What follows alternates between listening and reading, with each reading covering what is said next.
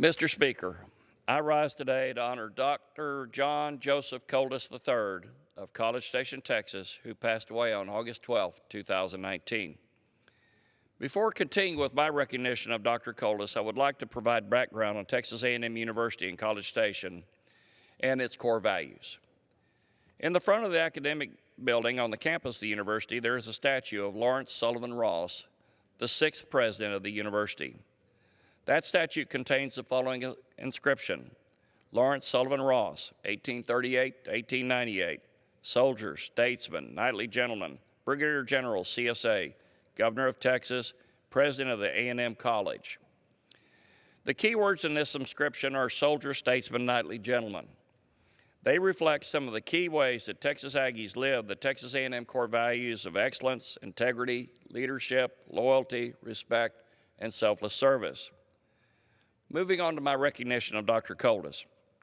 John was born February 10, 1930 in Gary, Indiana, to John Joseph Koldus II and Helen Kukoi Koldus. He was an outstanding athlete and lettered in football, basketball, baseball, and track.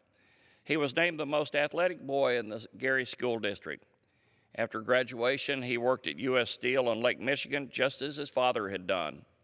John then realized that higher education was a way to improve himself, and he attended Arkansas State University. At Arkansas State, he was a middleweight Golden Gloves champion, lettered 2 years in baseball and 3 years in football, capturing many individual records for the school. In 1953, John graduated from ASU and was commissioned as a second lieutenant in the United States Army. John served in the Army until 1955. Following his military service, he began teaching at Blytheville High School in Blytheville, Arkansas.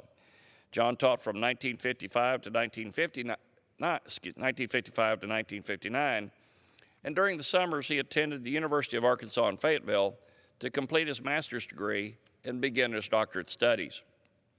During his time as a teacher, John met Mary Dell Hooker.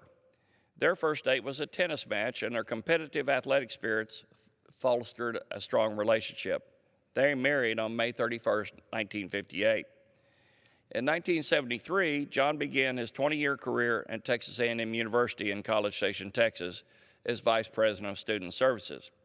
John was instrumental in guiding the university through an era of incredible growth and change as tens of thousands of women began attending the university, and by creating a unique culture which provided Aggie students with extensive leadership opportunities. In his role as Vice President of Student Services, John had a deep and impactful relationship with the students of Texas A&M. He had oversight of a number of organizations, including the Corps of Cadets, Recreational Sports, the Memorial Student Center, Student Activities, Student Affairs, Student Health Services, and Student Legal Services. During his time at Texas A&M, the number of student organizations doubled to more than 700. John also taught classes and served on many academic committees for graduate students. In his 20 years at Texas A&M, John was a recipient of 15 significant awards, including the Association of College and University Student Personnel Administrators Distinguished Service Award, the Association of Former Students Distinguished Achievement Award for Student Relations, the Buck Wyra Spirit Award, and the National Association of Student Personnel Administrators Region 3 Outstanding Service to NASPA Award in 1984. In 1985, this latter award was named in his honor as a reflection of his impact on student services all across this nation.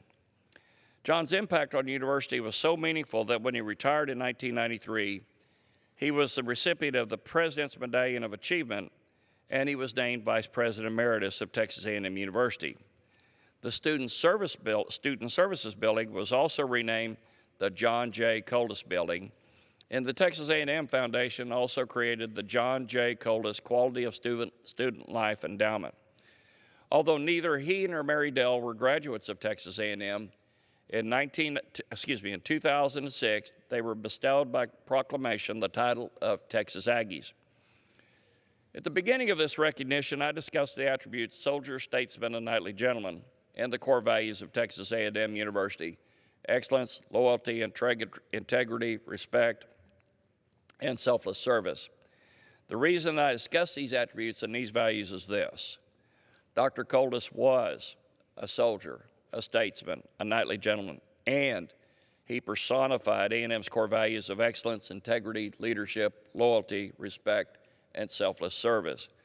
More importantly, he helped share and model those attributes and values to the Texas A&M student body through his impressive mentoring capabilities. His skills in this regard were noteworthy as he mentored thousands of Aggies who started their education as what I would call diamonds in the rough. I want to continue discussing this subject because I was one of those persons who arrived at A&M pretty rough around the edges. Early on as an Aggie student, Dr. Koldus identified me as a person who might have some promise, and he invested his time and leadership skills into my education. His mentoring and friendship had an indelible impact on me as he tried to mold me to be a soldier, statesman, and knightly gentleman, and he helped me live and adopt those significant Aggie core values. The bottom line is that John Koldus had a huge impact on tens of thousands of Texas Aggies and upon me. He was a great friend, and I miss him dearly. Mr. Speaker, John Koldus' life was defined by his service to his family, to our country, and to Texas A&M University. He will be forever remembered as a husband, a father, a grandfather, a great-grandfather, a veteran, a mentor, a selfless servant, and a friend to thousands, if not tens of thousands. My wife Gina and I offer our deepest and heartfelt condolences to the Koldus family. We also lift up the family and friends of John Koldus in our prayers. I've requested the United States flag be flown over our nation's capital to honor his life and legacy. As I close today, I urge all Americans to continue to pray for our country during these difficult times, for our military who protects us abroad, and for our first responders who keep us safe at home. Thank you. I'll yield back the balance of my time.